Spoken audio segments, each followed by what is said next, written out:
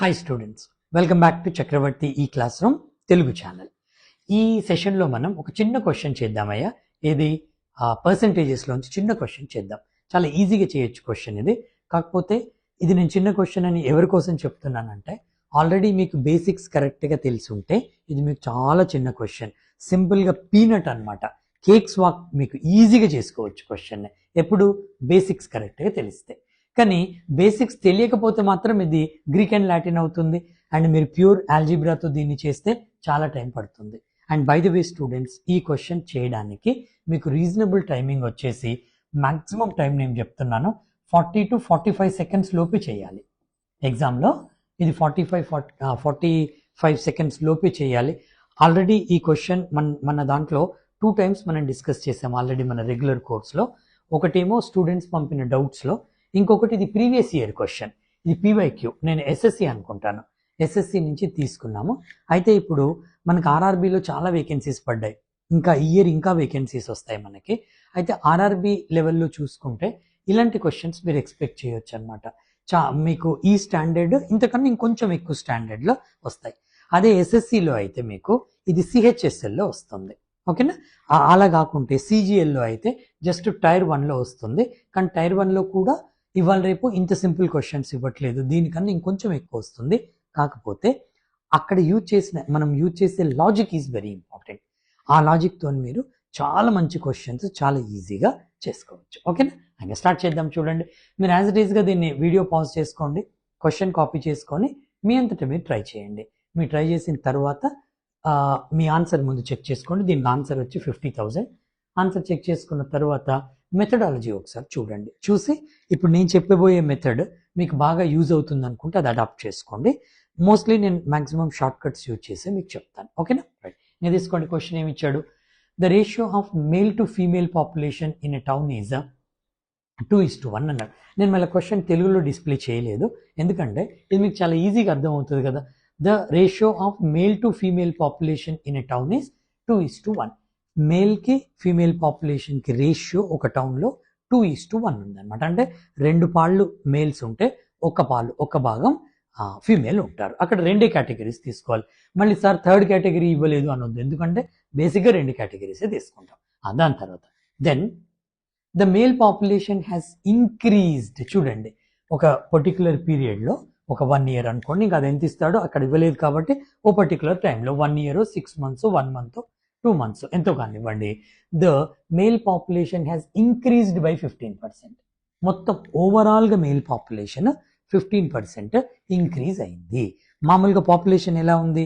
Male 2 ఉంటే female 1, ఆ రేషియోలో ఉన్నారనమాట. మేల్ 20 మంది ఉంటే ఫీమేల్ 10, మేల్ 2 లక్షలు ఉంటే ఫీమేల్ 1 లక్ష, ఆ రేషియోలో ఉన్నారు.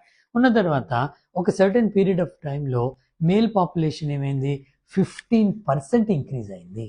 And female population decreased. చూడండి, ఫీమేల్ పాపులేషన్ తగ్గిపోయింది. ఎంతకు తగ్గింది? బై 1500.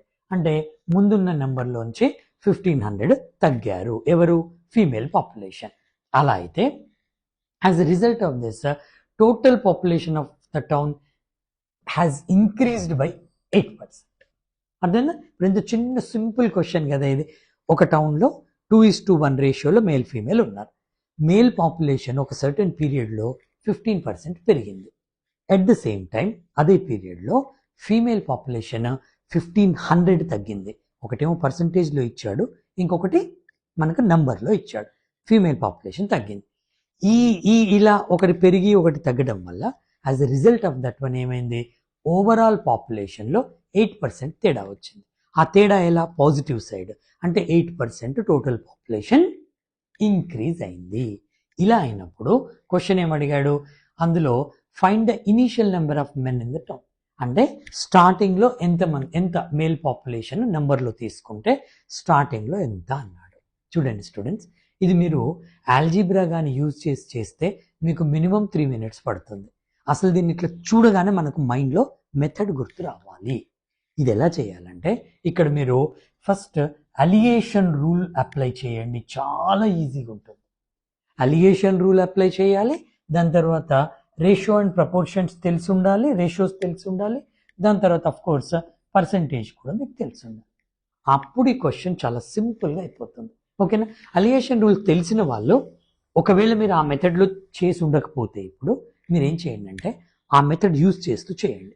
ఎవరైతే అలిగేషన్ మెథడ్ తెలియని వాళ్ళు బేసిక్ ఇప్పుడే నేర్చుకుంటున్న స్టూడెంట్స్ ఉన్నారో నేను కింద ఆల్రెడీ నేను 4-5 years క్రింద అలిగేషన్ రూల్ మీద ఒక ఫ్రీ వీడియో పెట్టాను యూట్యూబ్లో. ఓకేనా? ఆ లింక్ ఇస్తాను, ఆ లింక్ క్లిక్ చేసుకొని మీరు చూడండి. అయితే ఇప్పటి వరకు నేను నట్ షెల్లో ఒక 2-3 పాయింట్స్ మీకు చెప్తాను అసలు అలిగేషన్ రూల్స్ ఎలా అప్లై చేయాలనేది. మీరు ఎప్పుడైనా గుర్తుంచుకోండి, అలిగేషన్ రూల్ అప్లై చేయాలంటే ఫస్ట్ మనకు కావాల్సింది ఏంటంటే మనకి ఇచ్చిన డేటాలో 2 కేటగిరీస్ ఉండాలి. లైక్ ప్రాఫిట్, లాస్, లేకపోతే సెల్లింగ్ ప్రైస్, 2 కేటగిరీస్ ఉండాలి. కాస్ట్ ప్రైస్, ఇక్కడ మేల్ ఫీమేల్ అది క్వాలిఫై అయిపోయింది కదా. దాని తర్వాత ఒక మీన్ వాల్యూ ఉండాలి, మధ్య వాల్యూ ఇక్కడ ఒక దగ్గర. ఓకేనా? మీన్ వాల్యూ అంటే ఏంటి?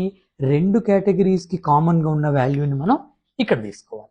తర్వాత ఒక కేటగిరీ ఇక్కడ తీసుకుంటాం, ఇంకో కేటగిరీ ఇక్కడ తీసుకుంటాం. అవునా? ఇప్పుడు ఈ క్వశ్చన్తోనే నేను చెప్తాను చూడండి. ఇక్కడ మనకు మేల్ ఇక్కడ తీసుకుందాం, ఫీమేల్ ఇక్కడ తీసుకుందాం, మీన్ వాల్యూ ఇక్కడ MN అని రాస్తాను. మీన్ వాల్యూ ఇక్కడ తీసుకుందాం. అవునా? అయితే వెరీ వెరీ ఇంపార్టెంట్ ఏంటంటే ఈ 3 కూడా ఒకే కేటగిరీకి చెందినవి అయి ఉండాలి.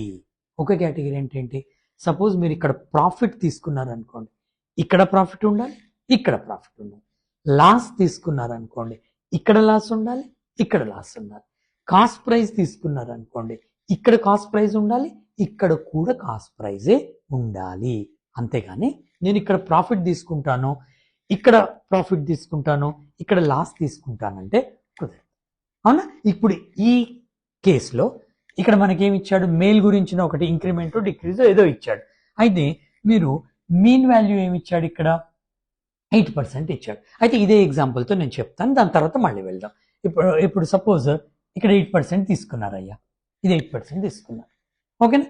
8% ఏంటిది? 8% ఇంక్రిమెంట్, మొత్తం 2 కలిపి. ఇది మీన్ వాల్యూ అంటే కామన్ వాల్యూ అనమాట. 8% ఏంటి? ఇంక్రిమెంట్. అప్పుడు మీరు ఇక్కడ మేల్ పాపులేషన్లో ఇంక్రిమెంట్ మాత్రమే తీసుకోవాలి, ఫీమేల్ పాపులేషన్లో ఇంక్రిమెంట్ మాత్రమే తీసుకోవాలి. అర్థమైందా? అయితే ఇక్కడ మేల్లో ఇంక్రిమెంట్ ఎంత ఇచ్చాడు వాడు? 15% ఇచ్చాడు. ఫైన్, ఇది ఇంక్రిమెంటే, ఇది ఇంక్రిమెంట్. కానీ ఫీమేల్కి వచ్చేసరికి వాడు ఏమి ఇచ్చాడు? డిక్రీజ్డ్ అని ఇచ్చాడు, పర్సెంటేజ్ కూడా ఇవ్వలేదు. అప్పుడు సరే పర్సెంటేజ్ ఈ పర్టికులర్ ఎగ్జాంపుల్కి నేను మళ్ళీ చెప్తాను. అప్పుడు ఇక్కడ వాల్యూ ఏం తీసుకోవాలంటే మీరు మైనస్లో తీసుకోవాలి. సపోజ్ ఇక్కడ ఫీమేల్ పాపులేషన్ ఇట్లా 1500 ఇవ్వకుండా మేల్ పాపులేషన్ 15% పెరిగింది, ఫీమేల్ పాపులేషన్ 2% తగ్గింది అని ఇచ్చాడు అనుకోండి. అప్పుడు ఇక్కడ మీరు దీన్ని +2 తీసుకోవద్దు, అంటే మామూలుగా ఇక్కడ 2 అని తీసుకోవద్దు, ఇది రాంగ్ అయిపోద్ది. 2% అంటే రాంగ్ అవుతుంది. ఎందుకు అక్కడ? ఎందుకంటే ఇది ఇంక్రిమెంట్ కాదు. అప్పుడు ఇదేమైంది? ఇది ఇంక్రిమెంట్ అయింది, ఇది ఇంక్రిమెంట్ అయింది, కానీ 2% అనేది పాపులేషన్ డిక్రీజ్ అయింది అన్నాడు కదా. అప్పుడు మనం ఏం చేయాలంటే మైనస్ తీసుకోవాలి. గుర్తుంచుకోండి, చాలామంది స్టూడెంట్స్కి తెలియదు, అన్నెసెసరీగా ఎగ్జామ్లో మార్క్స్ లూజ్ అవుతున్నారు. ఇది మనము డిక్రీజ్ కాబట్టి మైనస్లో తీసుకుంటాం. అప్పుడు ఏమైంది? ఇది ఇంక్రిమెంటే, ఇది ఇంక్రిమెంటే, ఇది మైనస్లో ఇంక్రిమెంట్, సరిపోయింది. మైనస్లో ఇంక్రిమెంట్ అంటే ఏంటి? డిక్రీజ్డే తీసుకున్నాను, కానీ నా పర్పస్ కోసం నేను దీన్ని మైనస్లో తీసుకున్నాను. గుర్తుంచుకోండి. అప్పుడు మరి క్యాలిక్యులేట్ చేసేటప్పుడు రేషియో తీసుకునేటప్పుడు ఎలా తీసుకోవాలి? జస్ట్ నేను ఒక ఎగ్జాంపుల్ తీసుకున్నాను అంతే. రేషియో తీసుకునేటప్పుడు మీరు ఎప్పుడైనా ఇది హయ్యర్ వాల్యూ, ఇది లోయర్ వాల్యూ, లేదంటే ఇటు కూడా పెట్టుకోవచ్చు, మీ ఇష్టం. ఇటు లోయర్ వాల్యూ, ఇటు హయ్యర్ వాల్యూ అయినా పెట్టుకోవచ్చు. ఇక్కడ మనము క్రాస్గా డయాగ్నల్గా సబ్ట్రాక్షన్ చేయాలి. డయాగ్నల్గా సబ్ట్రాక్షన్ అంటే ఏంటి? హయ్యర్ నుంచి మీన్ వాల్యూని తీసేయాలి. 15 - 8 అంటే ఇక్కడ 7 వస్తుంది. ఓకేనా? తర్వాత మీన్ వాల్యూలోంచి ఇది తీసేయాలి. ఇక్కడ జాగ్రత్తగా ఉండండి. మీన్ వాల్యూలోంచి 8 - -2 అన్నమాట. ఇది 8 - -2 చేస్తాం అంటే ఏంటి? 8 + 2 అవుతుంది అనమాట. 8 + 2, 8 + 2 అంటే ఏంటి? 10. అప్పుడు నాకు వచ్చిన రేషియో ఏంటి? 10:7. అర్థమైందా? ఇది పద్ధతి. ఇది అలిగేషన్ రూల్స్ అనమాట. 3-4 రూల్స్ ఉంటాయి. మీకు ఇప్పుడు నేను అన్ని చెప్పాను, నట్ షెల్లో చెప్పాను కానీ మీకు మొత్తం డీటెయిల్డ్గానే చెప్పాను. నాకేంటంటే కంప్లీట్ డీటెయిల్డ్గా చెప్పడమే మన టీచింగ్ మెథడాలజీ మన ఇన్స్టిట్యూట్లో. అందుకని డీటెయిల్డ్గానే చెప్పాను. అయినా ఇంకా డీటెయిల్డ్గా కావాలంటే కింద ఇచ్చిన లింక్ మీరు క్లిక్ చేసుకోండి. చాలా క్లారిటీతో మీకు ఉంటుంది. ఫస్ట్ వెయిటెడ్ యావరేజ్ నుంచి మొదలుపెట్టి అలియేషన్ రూల్స్ ఎట్లు చెప్పాను. ఓకేనా? ఈ ఎగ్జాంపుల్ అందరికి అర్థమైంది కదా? రైట్. ఇంకా ఇప్పుడు మనం అసలు క్వశ్చన్కి వద్దాం. అసలు క్వశ్చన్లో యాజ్ ఇట్ ఈస్గా male total overall population 8% increase అయింది అన్నాడు. పర్సంటేజ్ తీసుకున్నా లేదు, లాస్ట్కైనా పెట్టుకుందాం. సింపుల్. ఇది 8% అనుకోండి. ఇది మీన్ వాల్యూ. అప్పుడు ఇటు సైడ్ మేల్ పాపులేషన్ ఎంత ఇంక్రీజ్ అయింది, ఫీమేల్ ఎంత ఇంక్రీజ్ అయింది, క్రాస్గా సబ్ట్రాక్షన్ చేసిన తర్వాత ఇక్కడ రేషియో వస్తుంది. కానీ ఈ ప్రాబ్లంలో ఆల్రెడీ రేషియో కూడా వాడే ఇచ్చాడు 2:2. అప్పుడు మనం ఏం చేస్తాం, ఇది ఆల్రెడీ ఇక్కడ పెట్టుకుందాం. రైట్, 2:1 ఇక్కడ వచ్చేసింది. ఫైన్. ఇప్పుడు నాకు ఇక్కడ వాడు ఇదేమో పర్సంటేజ్లో ఇచ్చాడు. Male increased by 15%. అవునా? Female decreased by 1500 in number అన్నాడు. అది ఎంత పర్సంటేజో నాకు తెలియదు. అప్పుడు ఈ పర్సంటేజ్ని ఏమని, ఇది 8% అనుకోండి, ఈ పర్సంటేజ్ని మీరు ఇక్కడ X% అనుకోండి. సరే, ఓకేనా? అయితే ఇక్కడ ఇది డిక్రీజ్డ్ కాబట్టి ఇది మైనస్, వాల్యూ ఇస్ మైనస్. ఇక్కడ నా అటెంప్ట్ అంతా ఏంటంటే ఆల్రెడీ వీడు ఫీమేల్ పాపులేషన్ ఇంత నెంబర్ అని ఇచ్చాడు. ఓకేనా? ఈ మొత్తం దీని నుంచి నేనేం కనుక్కోవచ్చు, ఫీమేల్ పాపులేషన్ పర్సంటేజ్ కనుక్కోవచ్చు.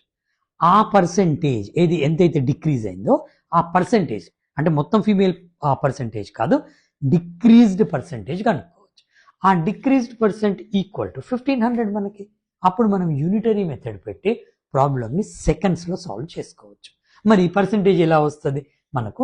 ఇది ఐడియా ఇప్పుడు చెప్పాను కదా, మనకి ఇది క్రాస్గా డయాగ్నల్గా సబ్ట్రాక్ట్ చేయండి. 15 - 8 అంటే 7%. 7. ఓకేనా? ఇక్కడ మనకు 8 మైనస్ ఎక్స్ ఇచ్చాడు. కానీ ఇక్కడ ఎక్స్ వాల్యూ కనుక్కోవాలంటే ఇక్కడ మనకు 7 ఉంది కదా, ఇదే రేషియోలో ఇక్కడ వాల్యూ రావాలి. ఇప్పుడు మనకు 2:1 రేషియోలో ఉండాలి. 1 part = 7. అప్పుడు 2 parts ఎంత అవుతుందయ్యా? 2 parts ఎంత అవుతుంది? 1 part = 7 అంటే 2 parts 7 × 2 14 అవుతుంది. ఇప్పుడు మీకు ఎక్స్ వాల్యూ వస్తుంది. చూడండి ఎలా కనుక్కుంటాం ఎక్స్ వాల్యూ. చాలా సింపుల్. ఇక్కడ here this one 8%, 8 minus X is equal to 14. ఈ స్టెప్ చాలా ఇంపార్టెంట్. చాలా మంది స్టూడెంట్స్కి ఇది తెలియదు. తెలియక అన్నెసరీగా మార్క్స్ పోగొట్టుకుంటున్నారు. ఓకేనా? 8 మైనస్ ఎక్స్ అంటే 8 + x is equal to 14. x is equal to 14 minus X 6 or 6%. ఇవన్నీ పర్సంటేజ్లో ఉన్నాయి. అంటే ఫీమేల్ పాపులేషన్ ఎంత డిక్రీజ్ అయ్యింది అంటే 6% డిక్రీజ్ అయింది. మరి ఫీమేల్ పాపులేషన్ ఎంత నెంబర్లో డిక్రీజ్ అయింది అంటే 1500 ఇన్ నెంబర్ డిక్రీజ్ అయ్యింది, తగ్గింది. ఇది పర్సంటేజ్లో తగ్గింది, ఇది నెంబర్ ప్రకారంగా తగ్గింది. కాబట్టి 6% of total female population is equal to 1500. అవునా? అప్పుడు 100% is equal to how much? ఇప్పుడు మీకు ఫీమేల్ పాపులేషన్ వస్తుంది. ఒక్కసారి ఫీమేల్ పాపులేషన్ వచ్చాక దాన్ని డబుల్ చేస్తే మేల్ పాపులేషన్ వస్తుంది. ఎందుకంటే మేల్ ఈజ్ టు ఫీమేల్ మనకి 2:1 ఉంది. సో ఇక్కడ సింపుల్గా మనం ఇది ఎంత వచ్చింది మీ ఇష్టం, మీకు ఎలా ఈజీగా ఉంటే అలా చేసుకోండి. 100/6 × 1500 చేస్తాను నేను. ఫాస్ట్గా చేసుకుంటే 3 2 times 3 5 times. ఓకేనా? సో రైట్, ఇది 25,000. ఏంటిది? Female population. Female population is 25,000. Female 25,000 అయితే 2:1 రేషియోలో ఉండాలి కదా.